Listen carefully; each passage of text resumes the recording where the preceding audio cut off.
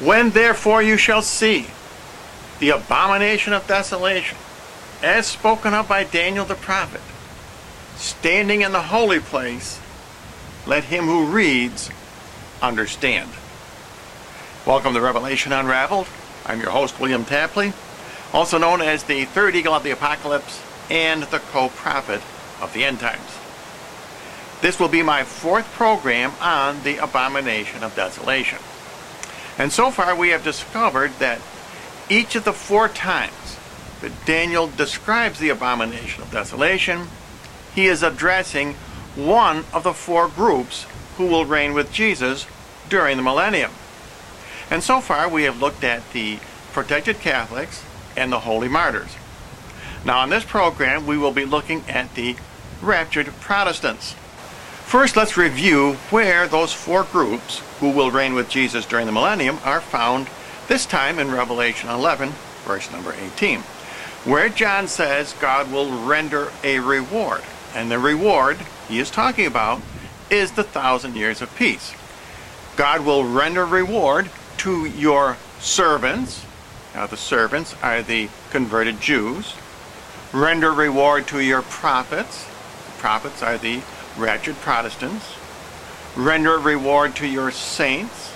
The saints are the protected Catholics. And render reward to those who fear your name. And those who fear God's name would be the holy martyrs. Now each of these four groups must respond to the abomination of desolation at a different time, because there is a different abomination of desolation for each group. Now we've already looked at the protected Catholics, and their timing was 1,290 days until Armageddon. We've looked at the holy martyrs. Their time was 1,150 days till Armageddon. On our next program, we will look at the converted Jews, and their timing is 1,260 days until Armageddon. So this is great. Now we are going to be able to find out when the rapture occurs, because we will find out how many days it is between the rapture and Armageddon. There's only one catch. Yes, Daniel does give the number of days for most of the groups except in one chapter, and that's chapter number 11. In fact, that's how we know that chapter number 11 refers to the raptured Protestants, because Daniel does not give a date. Let's look at Daniel chapter 11, verse number 31.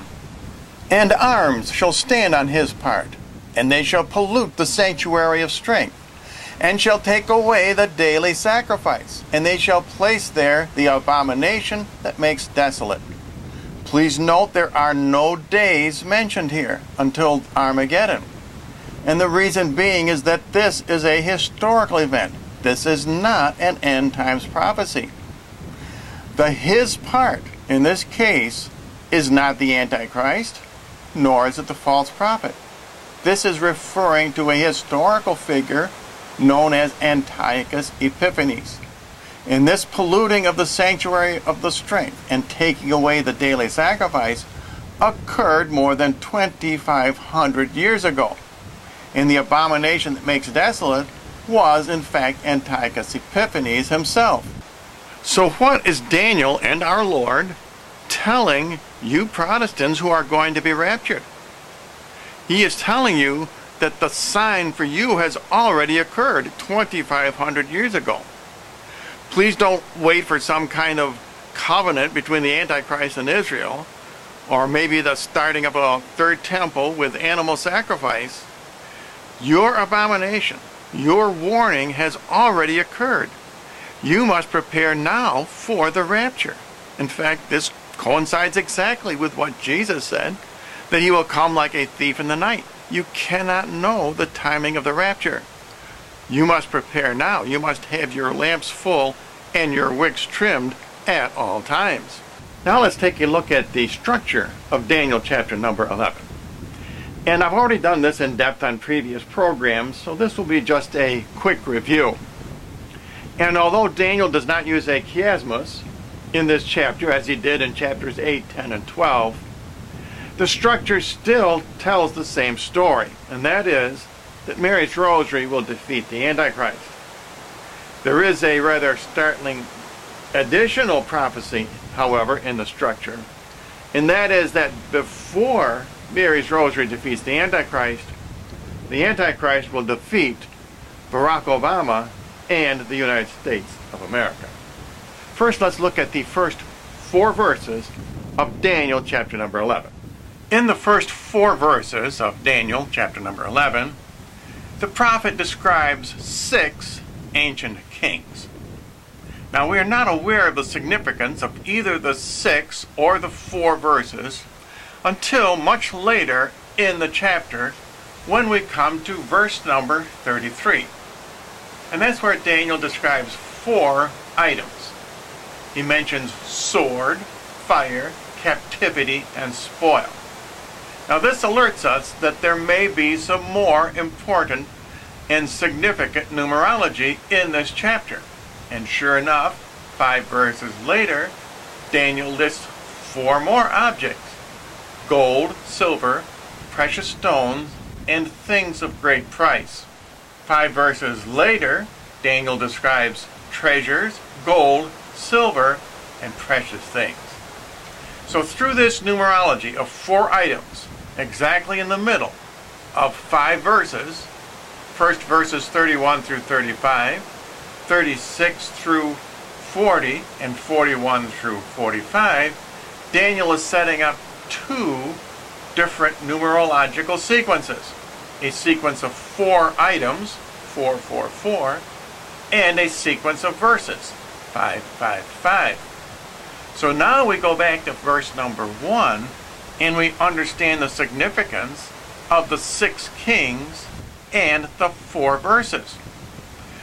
We simply extrapolate that the 4 verses would be repeated twice more, 4, 4, 4. And that leaves 18 verses in the middle. And therefore, we divide those up in the same type of a pattern of 6, 6, 6. And of course, what this indicates is that 666, which is the number of the Antichrist, will be defeated by the number 555, that is the following 15 verses, which signify Mary's rosary. So once again, when we read and understand, as Jesus told us to do, the abomination of desolation, as spoken of by Daniel here in chapter number 11, the message is the same. Even though he is talking to Protestants, the hidden verse structure tells us that Jesus will use Mary's rosary to crush the Antichrist. And the rosary is not just for Catholics. I know Protestants who pray Mary's rosary. In fact, I had a Baptist acquaintance once who received a locution from the Blessed Virgin Mary. So now is the time to take up our weapons. We will very shortly need them in very serious tribulation. And now let's take a look at the significance of those 6 ancient kings. The 6 ancient kings in the first 4 verses indicates that there is another 666 combination. In other words, the kings of the north, of which we know there are 5, and the kings of the south, of which we know there are 5, indicate that there must be one more king of the north and king of the south. And we find them in verses 36 through 40. Therefore, we see many different 444, 555, and 666 combinations in chapter number 11. This is the only one, however, of Daniel's end-time chapters in which the 444 sequence is found. And that indicates the destruction of the United States, because that is followed by the 18 verses in an Antichrist pattern. Now, the reason Daniel may have included this warning to America that it will be defeated by the Antichrist and the one world government, because America is a Protestant nation. And as I said before, the abomination of desolation, which Daniel speaks about in this particular chapter, is a warning to Protestants that they must prepare and be ready at all times for their rapture. And as always, I do offer a free copy of my book, Revelation Unraveled. In case you are interested, you can write to the address you see on your screen, or you can send me a message to my YouTube channel.